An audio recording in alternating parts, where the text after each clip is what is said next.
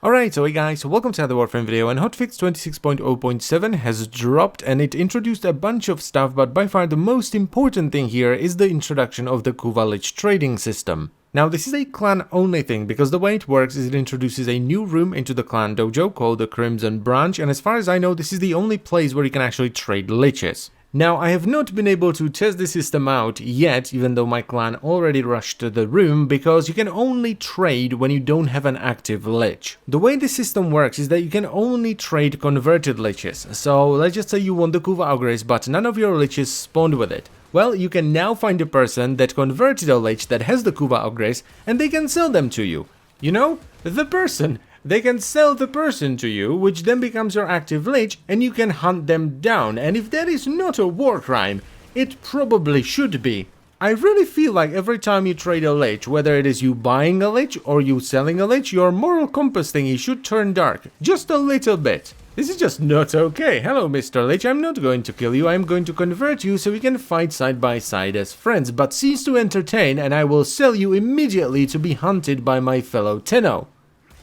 Maybe they're calling us void demons for a reason.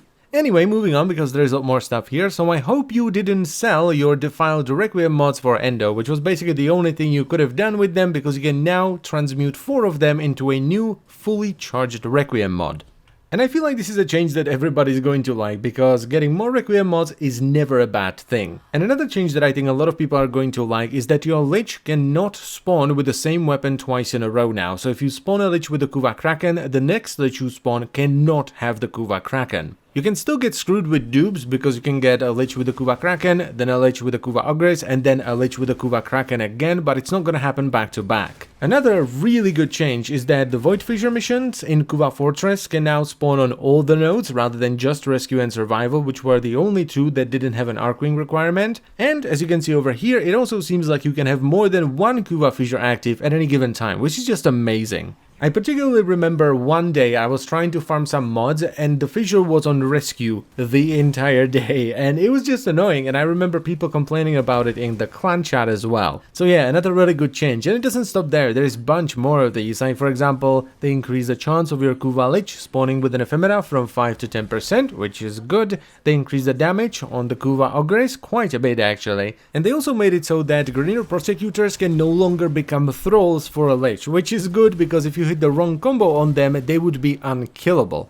After that, we have some changes to melee, and these are mostly just combo tweaks, but they also buffed 2 mods, True Steel and Sacrificial Steel. True Steel went from 60% increased crit chance to 120% increased crit chance, and Sacrificial Steel went from 88% increased crit chance to 220% increased crit chance. This is an intriguing change right here, and one that I particularly like, because it means that you don't have to use Blood Rush to get like reasonable or, usable levels of crit on a lot of weapons. And it makes things like the shield throw on the Sigma Noctantes much easier to scale. So yeah, more variety, and more variety is always good. And the final change I want to talk about today has to do with the explosive weapons or launchers, which now have separate stats for the projectile and the explosion. So if I pull up the Kuva Ogres, you can see the base set of stats on the left. We have the crit chance, the damage, the status, but underneath that we now have the radial attack, and you can see the radius of the explosion, which is very nice, and then the damage. Now this doesn't necessarily change anything because the stats are still the same, but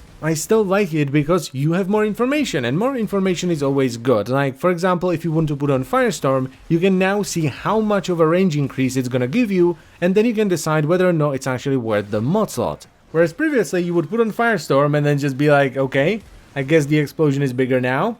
I'm not entirely sure it is, but it should be. And that is not a thing anymore because you can clearly see what the explosion radius is actually going to be. And that's pretty much all I wanted to say. These are of course not all the changes, there's a bunch of other stuff as well, but these I thought were either the most important or most interesting. So as always guys, I thank you very much for watching, I hope you've enjoyed the video and it was helpful, and I will see you on Monday. Bye bye.